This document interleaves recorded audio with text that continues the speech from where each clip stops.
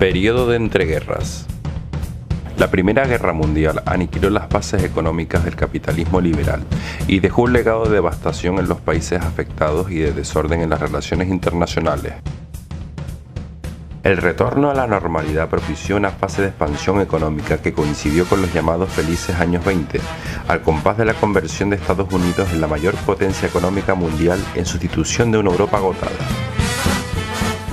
Sin embargo, en 1929 se desencadenó en Nueva York una crisis bursátil y financiera que, muy pronto, se convirtió en la depresión económica más profunda conocida en la historia hasta entonces. Ninguna de las potencias industrializadas escapó al impacto de la depresión, ni a sus devastadores efectos sociales y políticos, que también afectaron a los demás países en vías de desarrollo. En 1919, mientras se negociaban los tratados de paz, los países europeos empezaron a hacer balance de las gravísimas pérdidas humanas ocasionadas por la guerra. Más de 10 millones de soldados muertos, el doble de heridos y mutilados, millones de niños huérfanos y de mujeres viudas. También descubrieron la intensidad de las destrucciones que supuso la pérdida de una buena parte de las instalaciones industriales y de las infraestructuras. Además, el conflicto había dejado un enorme coste financiero, porque los países europeos habían tenido que solicitar grandes créditos a Estados Unidos. El problema de la deuda contraída por los países europeos con Estados Unidos quedó vinculado a otro problema, que las traería la recuperación económica, la exigencia de reparaciones financieras que Alemania debía pagar a los países vencedores. Ambos asuntos estaban estrechamente ligados, porque Francia y Reino Unido exigían esas reparaciones como condición previa para poder pagar sus deudas. La búsqueda de una solución se retrasó hasta avanzado el año 1923, cuando incluso Francia ocupó militarmente la cuenca minera del Ruhr para incautarse de su producción como sustitutivo del pago de reparaciones que la maltrecha economía germana no podía asumir. Al final, gracias a la concesión de los créditos estadounidenses a Alemania, esta consiguió superar la crisis financiera que estrangulaba las posibilidades de recuperación económica europea. Estas medidas se contenían en los planes Dawes y Young, así llamados por los financieros estadounidenses que lo impulsaron y que aliviaban las reparaciones de la guerra alargando los plazos de pago hasta 60 años. Superado el reajuste inicial, a partir de 1923, la economía mundial inició un periodo de gran mejora. Entre ese año y 1929, las economías europeas y occidentales más desarrolladas registraron una fase de crecimiento económico muy importante. En la década de los años 20 quedó claro el declive de la importancia de Europa en el plano internacional, y también era patente la fortaleza económica del gigante norteamericano. El crecimiento económico estadounidense estaba basado en el fuerte impulso de industrias recientes, como la del automóvil, las eléctricas, la petroquímica, la aeronáutica y la fabricación de electrodomésticos. Ese dinamismo productivo, combinado con el abaratamiento de precios y con la invención de nuevas fórmulas comerciales, como la compra a plazo, fomentó un consumo de masas en todo el país. Se vivía una sensación de prosperidad y de abundancia que hacía que la gente comprara, aunque fuese pagando en pequeñas mensualidades. La pujanza de la economía estadounidense y la dependencia financiera de Europa por los préstamos recibidos hizo que el dólar se convirtiese en la moneda de cambio y referencia internacional, en sustitución de la despreciada libra esterlina británica. Los riesgos de la expansión económica. En efecto, el dólar, como moneda de la economía más poderosa, pasó entonces a ser el patrón de medida del valor de las demás divisas y el refugio seguro para las inversiones. Pero no dejaba de ser una moneda nacional, cuyo crédito dependía de la confianza en la base económica y financiera del país emisor. Por esta razón, su caída en picado en 1929 generó ondas expansivas inmediatas que llegaron a todos los rincones del planeta. También la agricultura y el comercio internacional de productos agrarios tenían dificultades en medio de la prosperidad. El retorno a la normalidad del consumo en los países expeligerantes había generado un considerable crecimiento en la producción agrícola. Esa sobreproducción repercutió muy pronto en la pérdida del valor de las mercancías, con una persistente caída de los precios que afectó gravemente a las rentas agrarias y a las ganancias de los campesinos. Algo parecido sucedía en la producción industrial y en su comercialización internacional.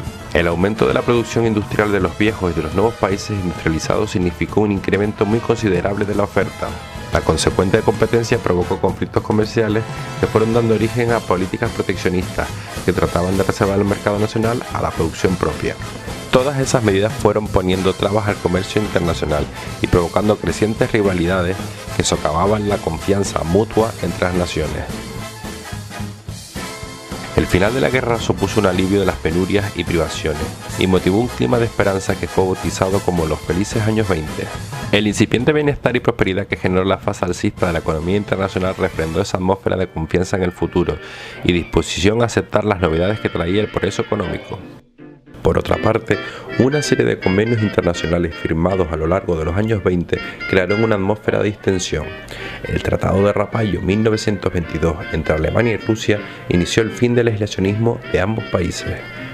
El Pacto de Lorcano 1925 entre Alemania, Francia y Bélgica garantizaba el respeto a las fronteras y venía a ser el reconocimiento alemán del Tratado de Versalles y su integración en la Sociedad de Naciones.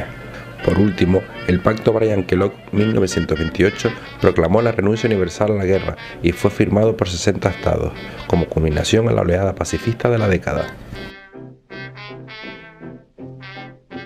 Y aunque en aquel momento no fueron considerados significativos, desde la perspectiva histórica se ha comprobado que fueron decisivos en el desencadenamiento y en la profundización de la crisis de 1929. Marcó el comienzo de un periodo de descenso de los precios y de las rentas agrarias. Este fenómeno mundial fue más grave en Estados Unidos, donde los granjeros, endeudados por las inversiones en las modernas formas de explotación, se encontraron con que no podían pagar sus deudas. Otro desencadenante de la crisis fue la clara diferencia del rendimiento entre los sectores industriales clásicos y los nuevos. Mientras que las nuevas industrias crecían de forma espectacular, las más antiguas se estancaron. La bonanza económica internacional llegó a su fin con la primera gran señal de la crisis, la quiebra de las operaciones bursátiles de la Bolsa de Nueva York del 24 de octubre de 1929. En Wall Street, sede de la bolsa neoyorquina, se produjo una avalancha masiva de venta de acciones provocada por el pánico ante su posible depreciación inmediata. Los precios de las acciones cayeron en picado, a lo que siguió el desplome del valor del dólar como divisa internacional. La quiebra bursátil expandió sus efectos, provocando el hundimiento de miles de bancos. En el plano social fue donde se apreció el efecto más terrible de la nueva situación económica por el gran incremento de parados. El paro o el trabajo precario era la situación habitual de millones de obreros, con dramáticas consecuencias para sus familias. Las cifras indican que el paro elevado pasaba a ser un elemento estructural de la situación socioeconómica y no una breve situación coyuntural. La situación provocó un grave problema para millones de familias. Personas sin esperanza razonable de encontrar trabajo a corto plazo, viviendo al borde de la miseria. El impacto de la Gran Depresión, iniciada en 1929, terminó con las esperanzas de los felices años 20 y sumió los años 30 en una atmósfera de incertidumbre, temor y pobreza. El desplome económico mundial, el ascenso del paro y el descenso del nivel de vida general tuvieron un impacto determinante en las sociedades. Sin ese contexto depresivo no cabe entender las convulsiones internas de los estados capitalistas afectados por la crisis. Esto no significa que la depresión iniciada en 1929 diera origen por sí misma a la contienda bélica de la Segunda Guerra Mundial, pero proporcionó su telón de fondo. La llegada de Franklin Roosevelt a la presidencia estadounidense en 1932 supuso la aplicación de un programa de intervención del Estado en la economía, la aplicación de una política monetaria expansiva, con abandono del patrón oro y devaluación del dólar para hacer más baratas las exportaciones. El control eficiente de los bancos a través del sistema de Reserva Federal, un banco central estatal con poderes de vigilancia financiera.